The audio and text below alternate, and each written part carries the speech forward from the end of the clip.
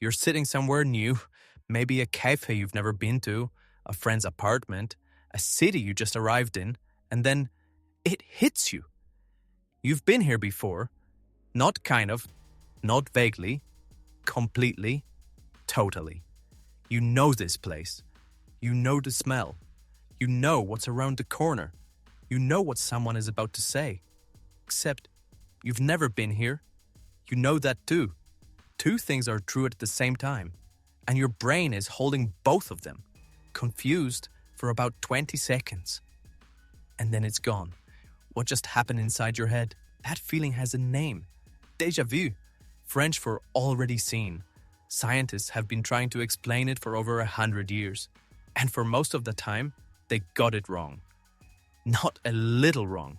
Completely wrong. First, you should know you are not alone. Around 60 to 74% of people experience déjà vu at least once in their life. A 2024 study, the biggest of its kind, looked at 46 separate research papers. Almost 3/4 of healthy people déjà vu at least once. The other quarter, some people just never get it.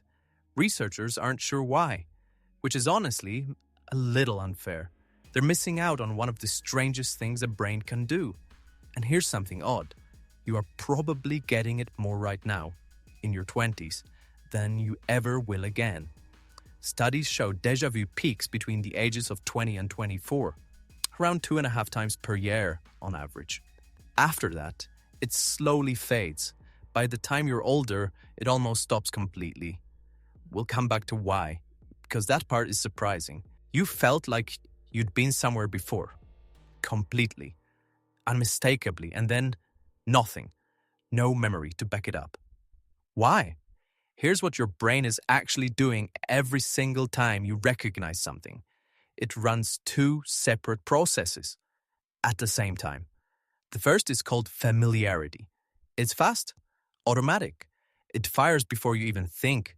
You walk into a room and something says, "I've seen this before." No details, no story, just known. The second is called recollection. Slower, more specific. It finds the actual memory. When, where, what happened. Think of it like this. Familiarity is a light turning on. Recollection is reading the label on the box. Normally, both happen together. You see your neighbor's face, familiarity fires, and then recollection fills in the rest. Oh, that's David, 3rd floor, has a dog. Déjà vu is what happens when the light turns on, but there's no box. Familiarity fires.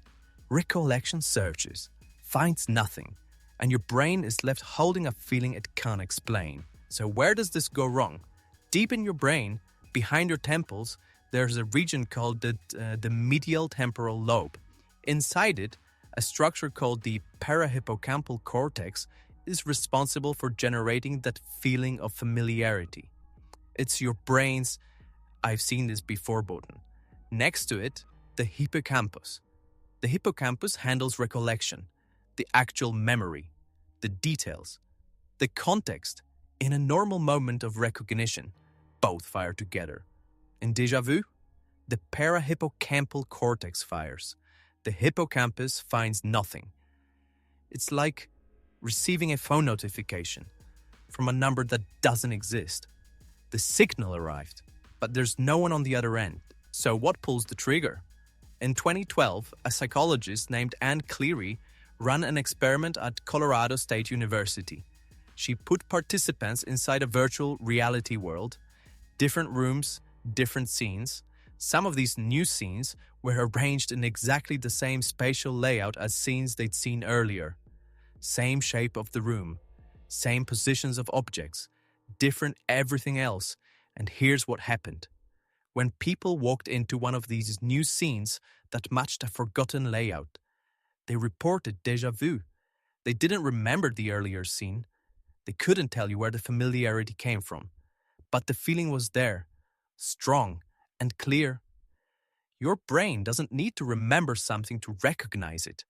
It just needs a pattern that matches, which means déjà vu probably isn't random.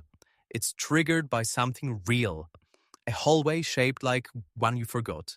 A coffee shop arranged like somewhere you visited once. A stranger's living room that echoes a place you can't quite name. The memory is there, you just can't reach it, and that unreachable memory is exactly what creates the feeling. A few more things researchers have found. Déjà vu is more likely when you're tired, more likely when you're stressed, more likely in the evening than the morning, more likely on a weekend than a Monday. Which does explain a lot about Sundays, actually. It also tends to happen indoors, during relaxed moments with people around you. Not in moments of high focus or danger, in ordinary and guarded moments, the quiet ones.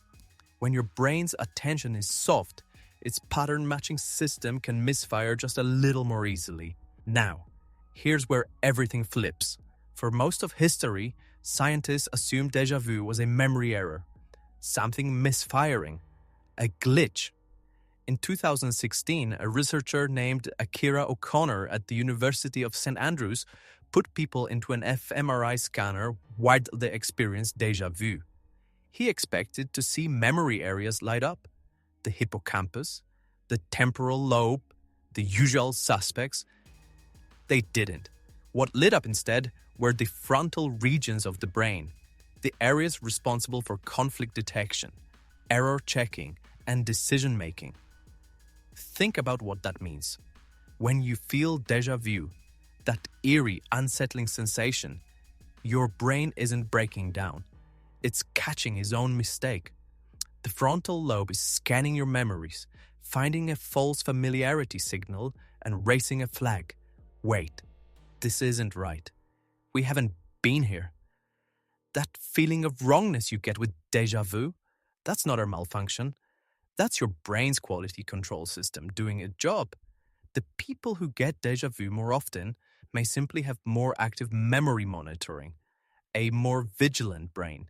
And here's the implication that nobody talks about. People who never experience déjà vu may not have better memories. They may just have a less active warning system, one that lets false familiarity pass through without raising the alarm. Your brain lied to you.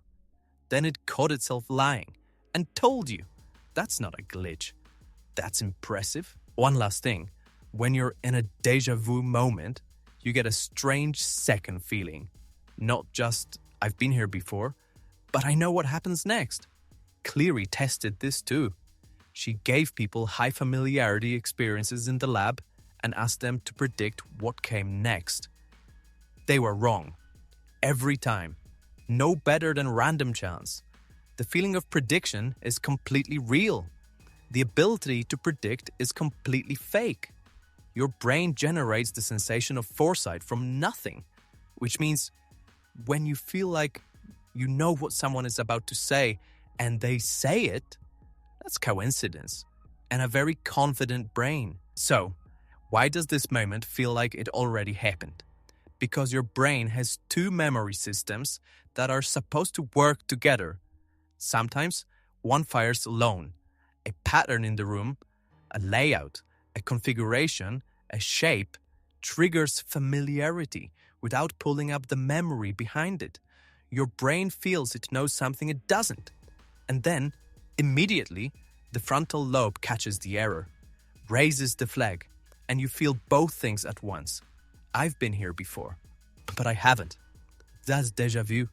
Not a glitch in the matrix, not a past life, not a sign something is wrong. It's your brain running two systems, finding a mismatch and telling you about it. Which means the next time it happens, that eerie 20 seconds, you're not experiencing something strange. You're watching your own brain catch itself in real time. And that, if you ask me, is weirder than any ghost story.